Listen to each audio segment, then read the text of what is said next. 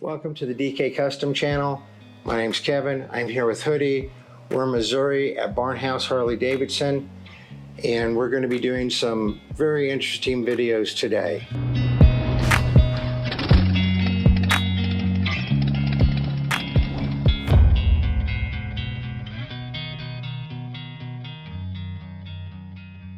So in this video, we're going to talk a little bit about Hoodie's experience and why we should listen to him and why what he has to tell us is important. But before we begin, if you could please like, comment, and subscribe to this video, we'd appreciate it a lot.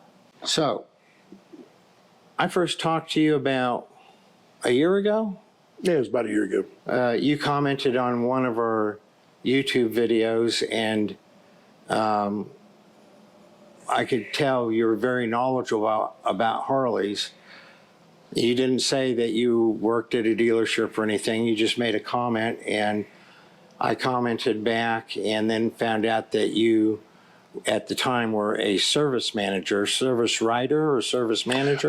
Assistant service manager from the operations side. I handled the day-to-day operations of the dealership and had a guy that handled the administrative side of things. So. Yeah. So how long have you been in the Harley world? Oh, a long time, but here most recently, I came back to Harley Davidson in 2016. So, and worked as a... Started off as a salesperson, believe it or not, and then in Ohio. And then they figured out that I would bore people to death with the mechanical side of the dream, so they decided that they needed help in the service department, and the rest is history. So one question that I've had, we've had a lot of customers ask, and something that I've commented on, possibly ignorantly, is what's the difference between a mechanic and a tech? And I'll tell you where my bias starts out. My bias starts out, a mechanic understands how an engine works, why it works, and can logically deduce down what a problem is. Whereas a tech is someone who's trained in a school and doesn't necessarily have any mechanical skills. They don't necessarily even know why they're doing what they're doing. Is that an unfair characterization? And when did they go from calling them mechanics to techs, and why? I believe that probably the technician stamp came out to give it a little bit of a lift, because, you know, mechanics would get bad raps, or you used to always hear the term shade tree mechanic. And then these guys started having to go to school. And it's a different process, because you come in out of MMI as not a technician. You come in out of MMI as a staff member or a general service technician. So even if they get trained at MMI, get all their training, they still don't get the title technician. That is correct. And then, or you'll have a staff level member, and then above that you've got expert, and then tech, and then master tech. And it takes a long time to get there for most people. All of those schools are given through Harley Davidson University in Milwaukee. And I had the great opportunity to work with guys. I had 5 master level techs, and that's including master chassis and master electrical. And can you get to master level tech without being a natural mechanic? You know, naturally? It would be almost impossible. You couldn't get to master level tech without having a pretty good grasp on fluid dynamics as it pertains to electricity either. Because that is one of the requirements that you have to pass. And there's so much electrical stuff on the bikes now. Absolutely. Now, you were showing me your Evo earlier. That is what year? 1996. And it has points, or it's electronic? Oh, it's electronic. Electronic ignition. But there's not much else other than the lights and the horn.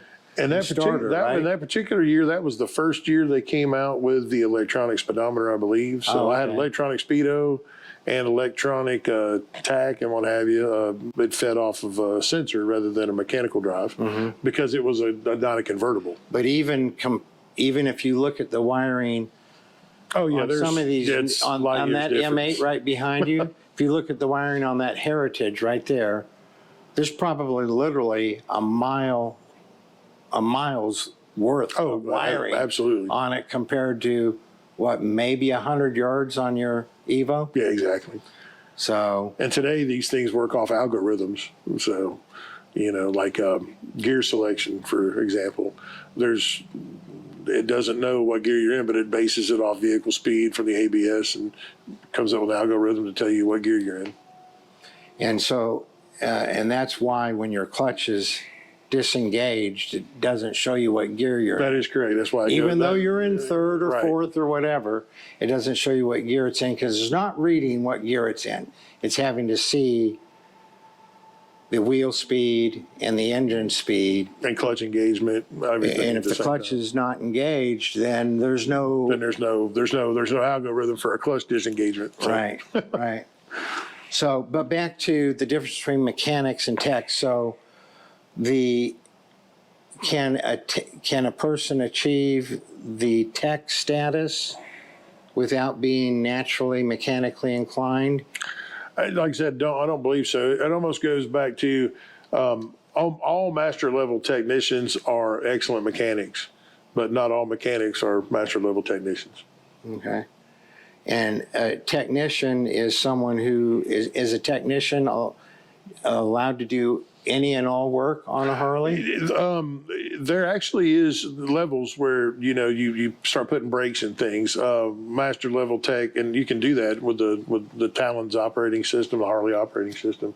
You can find the technician that is the most qualified to do the job and put that mark on there to where we know that this job is only for expert level and above, or master tech and that's it, or a staff level can do it, but it can be dispersed to anybody or dispatched to anybody. So like oil changes and stuff are done probably by staff people, not even techs? That would be probably par for the course in most dealerships. Like I said, I had a unique situation in that I had all master level techs, so they all did it. But we did have a guy that came in who was my right-hand guy as a dispatcher, and had some mechanical aptitude, and we decided to take him from within and actually bypass the MMI and send him straight to Harley for school, and come back. And now he's working on his expert level stuff now. So promote from within.